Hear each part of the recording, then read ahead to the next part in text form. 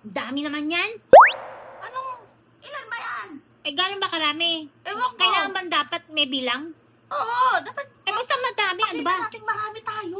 Oo nga, kailangan madami. Magtaka Sabihin ka mo pa. madami. Ka pa. Sabihin mo madami.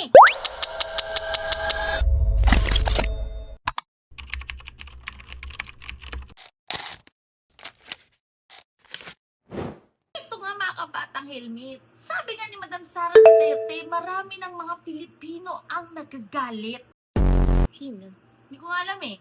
Ito nga yung pahayag nga niya, videographer, dahil nga yun sa 1 year nang nakakulong si Tatay Capton nila sa dahig, at marami na nga daw mga Pilipino ang nagagalit. Ma'am, ano po message nyo, ma'am? 1 year na po sa ICC, CPRD. Nag-ikot kami kanina. Marami pong Dabawenyos ang galit na galit, ma'am, sa ginawa po sa kanya. Oo, hindi lang mga Dabawenyos, no? Mga Pilipino galit sa nangyaring pagkidnap kay dating Pangulong Rodrigo Duterte. It is unthinkable that a government, no matter the political differences with the administration, would send a citizen to a foreign jurisdiction to be detained and tried. Malinaw pa dyan, sinabi niya, videographer, na kahit ano daw political parang point of view or political parties mo, ganyan. Eh di ba nga nung una, unit team kayo? Di ba magkakampi ka kayo nung una? Diyos ko, oo. Tapos, ano na eh? Ano eh? Ay, basta alam ko dyan. Ano? Kasali dyan si Lorna at si Elena. Kasama sila sa mga nagagalit. Yes. DDC. Ilan ba silang nagagalit? Pero syempre, Dalawa silang alam ko. dalawa lang sila. Pero ito na nga, syempre, may pahayag dyan si Yusek Atty. Claire Castro. Galit ang mga tao, isang taon ng galit ang mga Pilipino. Ano po ang assessment nyo dito? Ulitin natin, sana tinanong niyo siya. Gaano karaming tao ang galit? Dahil itong pagpapadala kay dating Pangulong Duterte sa dahig, ay ito ang unang hudyat para mabigyan ng hustisya, hindi lamang po ang mga biktima ng EJK, pati na rin po ang dating Pangulong Duterte. Wala po tayong masasabi kung lahat ba ng Pilipino ay galit. Malamang sa kanilang parte dahil ang kanyang ama ang naaakusahan at nililitis sa salang crimes against humanity, malamang ito po talaga ang kanilang magiging reaksyon. Pero sa parte po ng mga tao na nagsusulong ng human rights at lumalaban sa mga karumal-dumal na pagpatay na bunga ng EJK at war on drugs ni dating Pangulong Duterte, hindi naman sila galit at sila'y nagpupunyagi. Sa ngayon po, masasabi natin, ang ginawa po ng gobyerno, hindi lamang po ito para isalba ang sinuman. Ito rin po ay para sa mga taong, sa mga Pilipino na siyang nag-file ng complaint.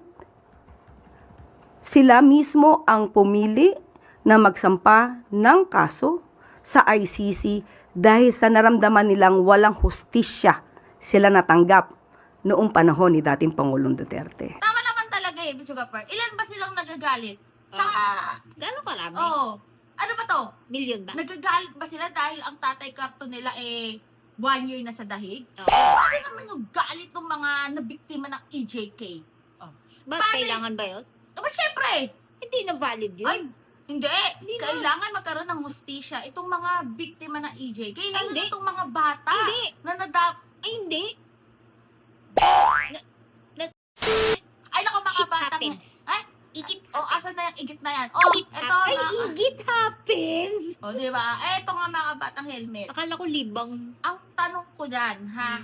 Sino ba ang dapat magalit? Ha? Itong mga DD list na to, itong mga DD shit na to, dahil yung Tatay Capton nila 1 year na sa dahil, o ang taong bayan, especially yung mga pamilya ng mga biktima ng EJK. Sino ba mas may karapatang magalit? Ha? Ay, ako nagagalit ako. Bakit? Awa man ako sa tatay nila, cartoon. Ipinasok man doon sa portalit. Uy, paano naman yun? Kapag itinabi mo doon, ilabas mo man si tatay cartoon Ala, doon sa ay- portalit, tapos itatabi mo doon sa pagkain mo. Oh my God. Hayaan mo na mga igit sila. Pero ayan nga mga kabatang helmet. Di ba ang taong bayan na nanghihingi ng hustisya, yung taong bayan na biktima nitong war on drugs ko, no? EJK na to, di ba?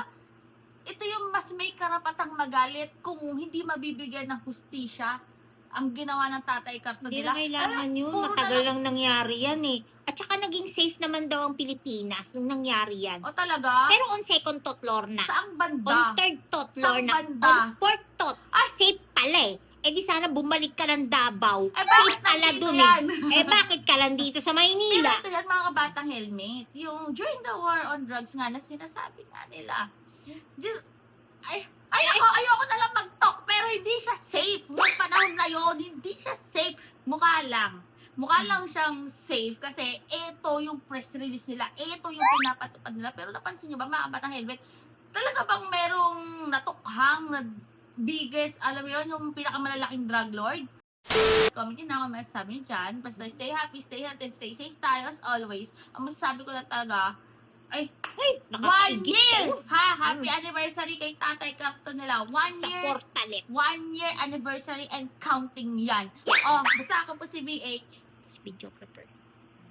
Maigit! Oh, kita! Igit, See you igit. sa next vlog.